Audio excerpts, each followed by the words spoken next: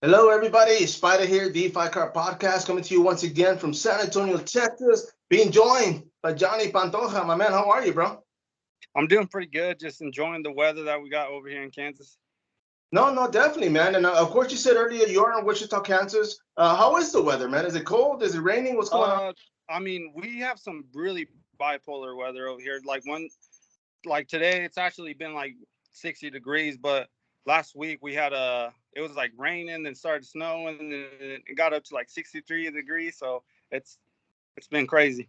No, it's funny you say that. I'm in San Antonio, and over here we describe it as having all season in 1 week, man. Because we get summer, spring, winter, everything in 1 week, man. So it's everywhere, man. Unfortunately, but yeah, man. I mean, I am in San Antonio, Texas, man. Have you guys ever been out here, bro? I mean, the I Texas. was it was I think last month I was supposed to fight down there. I don't remember the opponent's name, but because of this Kansas weather, we had like four flights get canceled within like 2 days, so we couldn't make it down there. Okay. And of course, I mean, you have I mean, with Fury FC, man, you have this fight coming up. I mean, that's why I have you on here. It's going to be for Fury FC 60, and of course, I mean, you guys are going to come down. Are you the only one in your team competing, or do you have other guys in the card? No, it'll be just myself going down this time. So, Okay. And are you going to fly? Or are you going to drive down here, man? oh, we're flying definitely. That it's I think 9.5 hours. So, yeah, I'd rather just go in there and sit for 4 hours and be in San Antonio or be in Houston. And and I was gonna say because I actually accidentally hit the map where it sent me where you were at, and I was like, oh man, it's 35 all the way up north, But I always tell people I deliver furniture here locally, man. I'm a contract delivery driver, and when people tell me, hey, it's off 1604, it's off 35, I already think traffic, bro. So I'm like, if it's after 2 o'clock, I'll do it for the next day or whatever, But yeah, man. But I mean, of course, this fight, man. I mean, you have an opponent. I mean, of course, right off the bat, bro. 2-4 record. You've been fighting. You have a six-fight. As far as in pro mixed martial arts, your opponent, he's actually 1-0, man. Cody Steele. I mean, we talked a little bit about him earlier. The guy, I know him personally through the sport. I mean, I don't know the guy personally, but I mean, as far as what he's done, what he's accomplished, and I mean, he's 1-0, man. And of course, you're coming in with six fights. I mean, how did it work out when they offered you the fight? I mean, was it something that you eagerly jumped into, or did you have to think about it?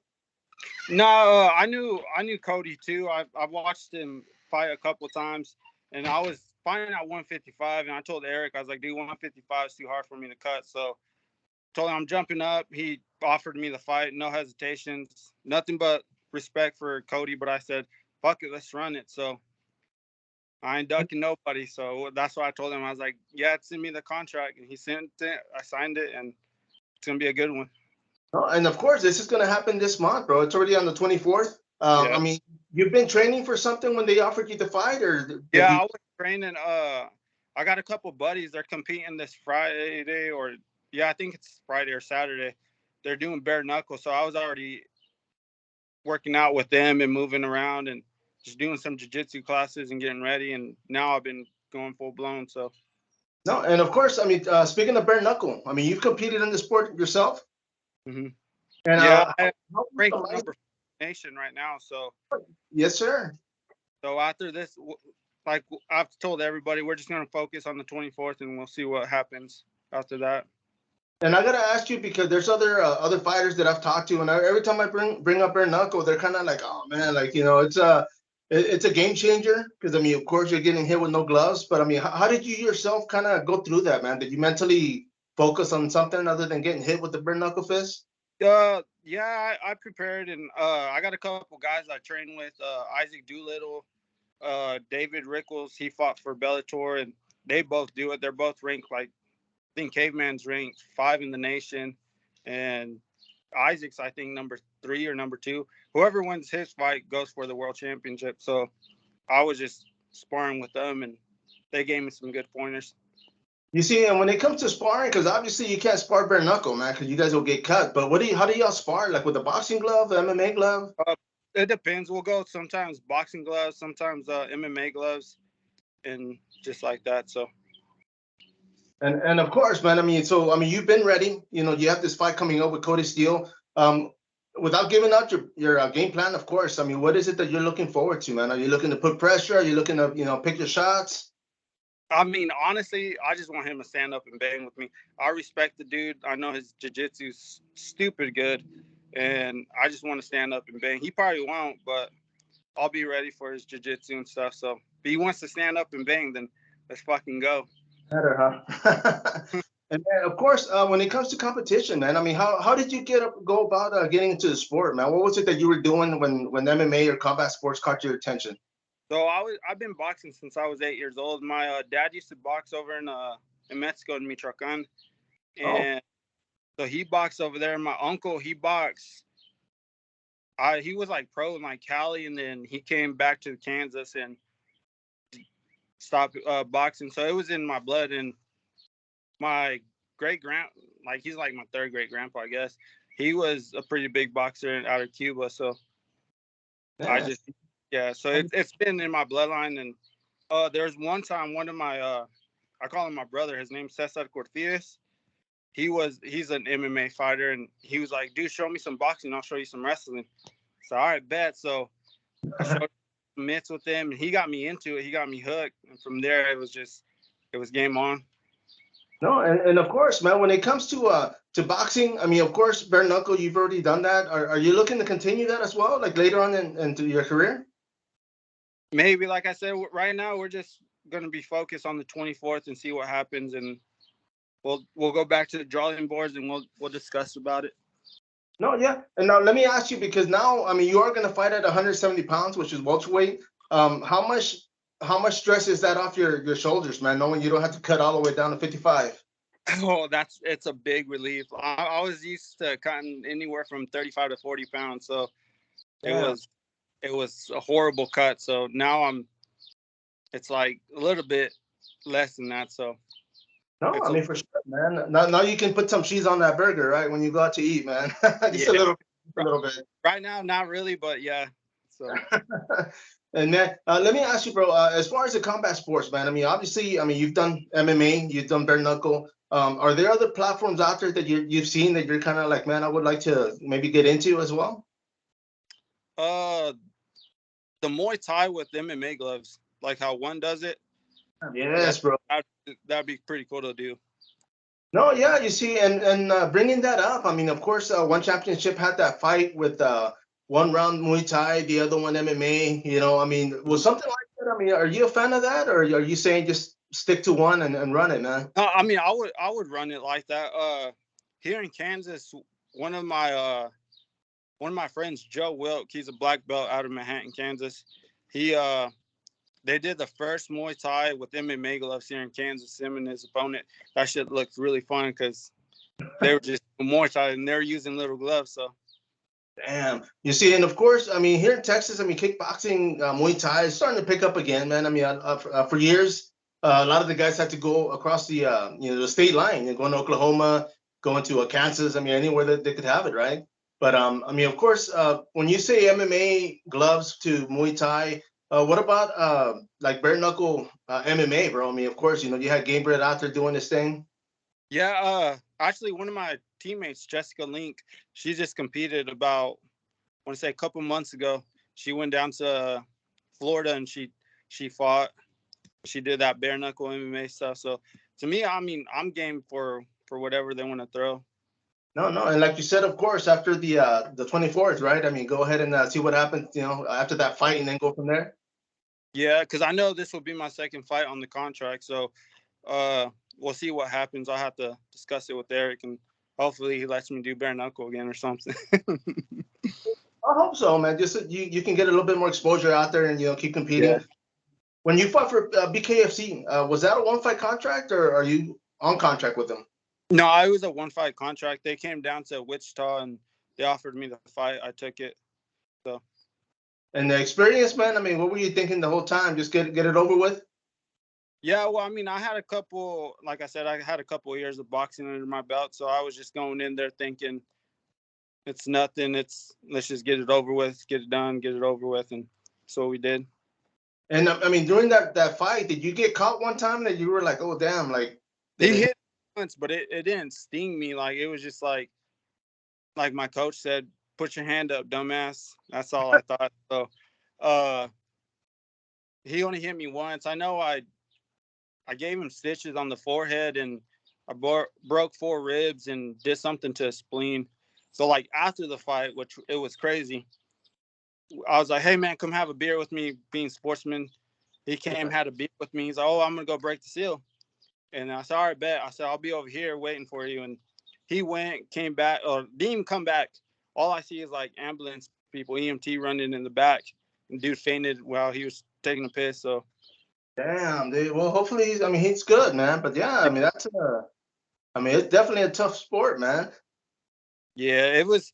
I mean, it was nerve wracking, but it was just like out of good training camp. I felt good, and it was just it was something. It was something new. It was cool. And I mean, now that you've done that, is it kind of like easier now to do MMA? Are you thinking, okay, well, this guy's got a glove now. I mean, just got to worry about other stuff. No, because they got elbows. Elbows hurt more than fists. So I forgot about those, man. But definitely, man. Well, yeah. I mean, once again, man, this fight coming up. As far as training, man, how's everything going? it's going pretty good. We're sticking to the game plan. I'm good at weight. I can't wait to get there on the 24th and put on a show for the H Town and have a good opponent in front of me. So No, I mean, definitely. I mean, the guy is from Texas, or are you expecting for him to have more of a fan base out there, or do you have friends out here in Houston? I got some friends down there, and some of my college buddies I went to school with, and they'll be down there watching me. But I know it's his hometown, so he's gonna have more fans there rooting. So, which is gonna give me more motivation to come in there and conquer that shit. So, No, definitely, man. Now, as far as training, man, what team are you representing, man? What do you train uh, with? JMTK, I train with Andy Zerger. He's my head coach. He's a world famous Muay Thai Muay Thai fighter. He went to Muay Thai, or he went to Thailand, fought a couple times, fought in New York. He's real famous over in like the Midwest. So got him and Ryan Wood. He's one of my other instructors, and then Nick Behrens. He's my jiu-jitsu coach. So No, well, definitely, man. Well, let me ask you this, bro. As far as come fight week, I mean, are you gonna be taking the week off just to concentrate on the weight cut and everything else? uh, I mean, I'll go get it in. So I'll go and just probably hit the heavy bag, just stick around, get some sweat going, and then probably just cut weight. That's usually what I do. So yeah. And of course, man. I mean, music, man. Coming into the fight, man. What is it that you listen to on the way to the ring?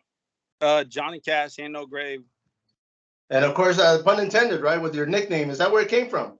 Yeah, so like I tell everybody, no, I'm not being racist. I tell everybody I'm a Hispanic because where I'm from, like we have there's more cows than there is people. So we got like 1,000 people in my hometown, and not Wichita, but where I'm originally from. We Right. got like 1,000 people, and it ain't nothing but country. So my dad loves country, and he gave me that Johnny Cash nickname.